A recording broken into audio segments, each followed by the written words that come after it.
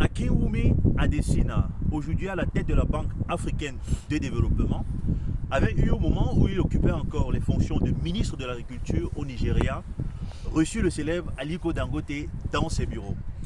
Et au cours de leur conversation, ils ont abordé des sujets, à savoir dans quel secteur d'activité est-ce que Aliko Dangote peut investir, entreprendre, afin d'agrandir son champ d'activité. Et Akinwumi lui répond en disant: je te conseille d'investir dans le riz, de faire du riz au Nigeria. Aliko est donc très surpris, il lui dit: mais attends, moi je suis un magnat dans le secteur du ciment, du BTP, je ne me sens pas prêt d'investir dans l'agriculture. Akinwumi lui répond en disant: aujourd'hui tu es un homme à succès dans le BTP parce que les gens achètent ton ciment pour construire des routes, pour construire des maisons, pour construire des immeubles. Et une fois qu'ils seront installés dans leur maison, ils vont acheter ton riz pour manger. Dangote se rend donc compte qu'il s'agit là d'une denrée qui est extrêmement importante. Et dans un pays comme le Nigeria qui compte plus de 200 millions d'habitants, étant donné que le riz est consommé au Nigeria sous plusieurs formes, il s'agissait là alors d'une idée de business extrêmement puissante. Aliko Dangote sort de ses bureaux avec une idée donc d'investir dans le riz et d'investir plusieurs centaines de millions de dollars. Qu'est-ce qu'on doit retenir de ceci? La plupart des personnes dans la communauté, lorsqu'il s'agit d'investir ou d'entreprendre, que ce soit en Afrique, que ce soit dans la diaspora, on a toujours cette paresse-là qui nous retient en fait dans des systèmes d'investissement qui sont basiques. Je prends l'exemple des investissements passifs comme l'immobilier, comme la bourse, qui sont certes des investissements qui ont montré leur potentiel, qui ont prouvé leur potentiel ces dernières années. Mais pour se faire rapidement de l'argent, il y a aussi la possibilité de regarder tout simplement autour de soi et d'analyser en fait des produits qui sont demandés sur le marché fortement et de prendre l'engagement d'en produire soi-même. Figure-toi que quand je regarde autour de moi, je vois que 80% des personnes qui ont acheté leur propre maison, qui ont acheté leur propre appartement familial, consomment du bon vin à la maison. 95% des investisseurs immobiliers à succès, lorsqu'ils investissent dans l'immobilier et ont signé un contrat d'achat auprès du notaire, sortent de là avec l'envie de fêter cette réussite avec une belle bouteille de vin. 80% des entrepreneurs à succès fêtent leur nouveau record de chiffre d'affaires avec une belle bouteille de vin. 100% des investisseurs dans les vins fins, dans les vins rares comme moi, fêtent leur belle plus-value avec de belles bouteilles de vin. Pourquoi donc se limiter à l'immobilier? Pourquoi donc se limiter à la bourse? Pourquoi donc se limiter, n'est-ce pas, aux investissements passifs? C'est la raison pour laquelle j'ai pris l'engagement d'investir, d'entreprendre surtout dans le secteur du vin, afin de mettre sur le marché un produit qui va intéresser les personnes qui aiment consommer de bonnes choses et surtout aux investisseurs et aux entrepreneurs qui ont envie de fêter leur succès. La suite dans cette vidéo.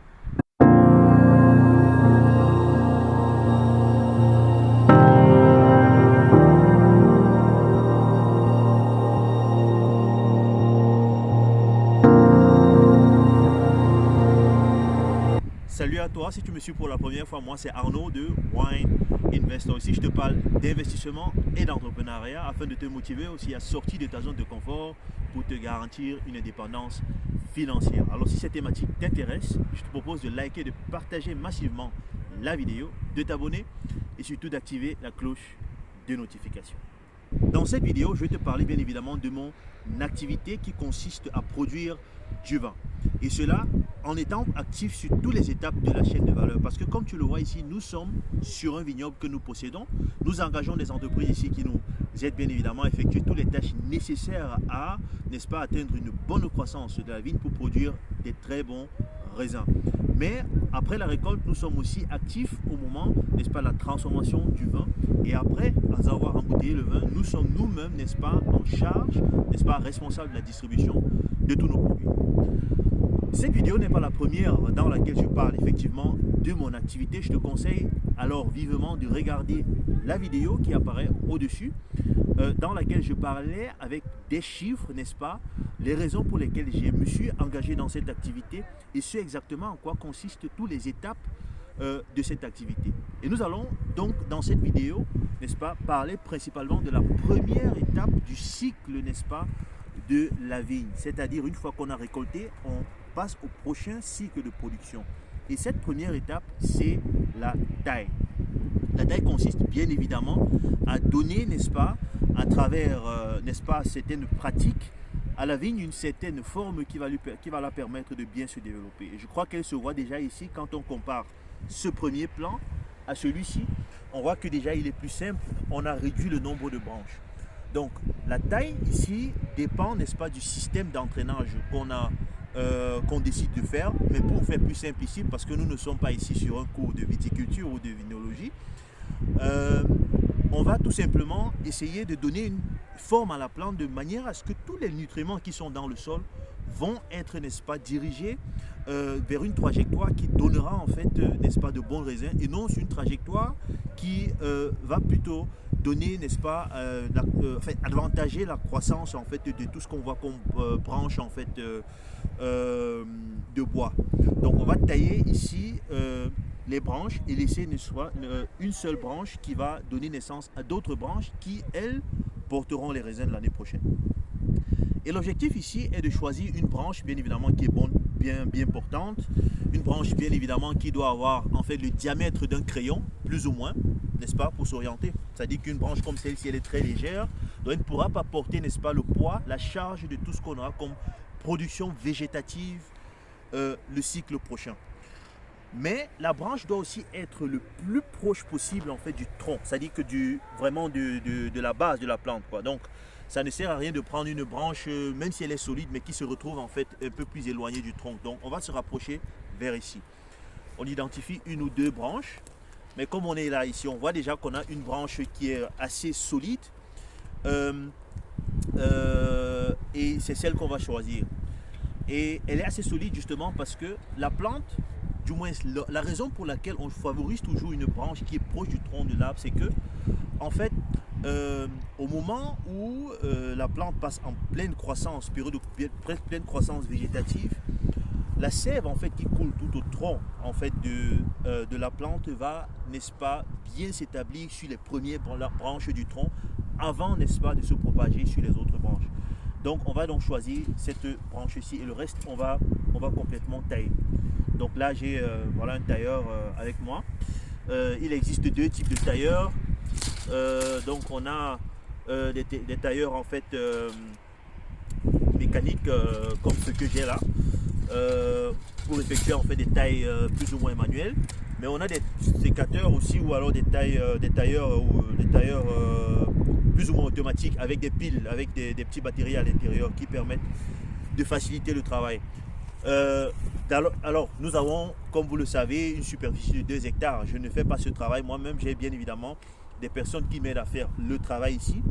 Mais je ne conseille à personne d'utiliser en fait des tailleurs avec des batteries parce qu'il y a une très forte probabilité de se couper le doigt. Parce qu'une fois qu'on appuie le bouton, le tailleur ne sait pas ce qu'il y a entre les deux pinces, quoi. Donc il va tout simplement couper. Or quand j'utilise en fait un tailleur manuel, je peux facilement savoir si mon doigt est calé au milieu ou pas. Donc ayant fait ceci,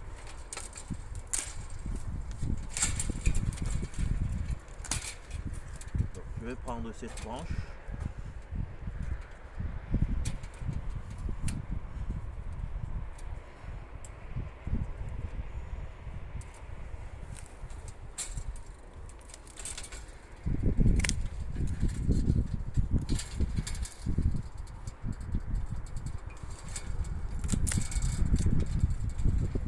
Donc on a une seule branche qui va rester et cette branche en fait elle sera taillée, on peut compter 1, 2, 3, 4, 5, 6, 7, 8 bourgeons, maxi 9 bourgeons.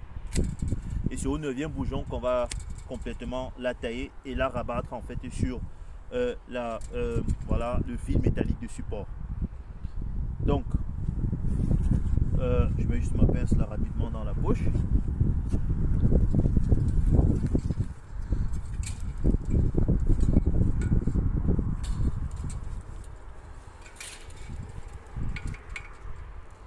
Alors quand on est débutant, on peut avoir peur, on peut penser que la branche va se casser, mais la plante en fait, voilà, elle est faite pour ça. Donc elle s'adapte facilement, elle est assez malléable quoi.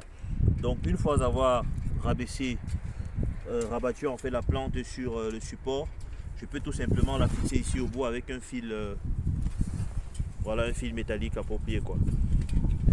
Et c'est tout. Donc ce qui va se passer, c'est que au moment voilà, le printemps prochain, donc on a sur chacun de ces bourgeons des branches qui vont bien évidemment sortir. Ce sont ces branches là qui vont donner, n'est-ce pas, naissance à, du moins qui vont produire en fait des branches qui auront des raisins. Donc j'espère que cette vidéo t'a intéressé. Je vais au courant de l'année te donner, n'est-ce pas, t'amener ici à plusieurs reprises, une fois qu'on aura, chaque fois qu'on aura des activités intéressantes qui se passent ici. Je reviendrai ici quand on aura des travailleurs qui sont aussi en train d'effectuer cette taille pour montrer en fait l'évolution en fait des travaux ici de ce côté. Donc j'espère que la vidéo t'a plu, like, partage. Je te donne rendez-vous à ma prochaine vidéo. Ciao.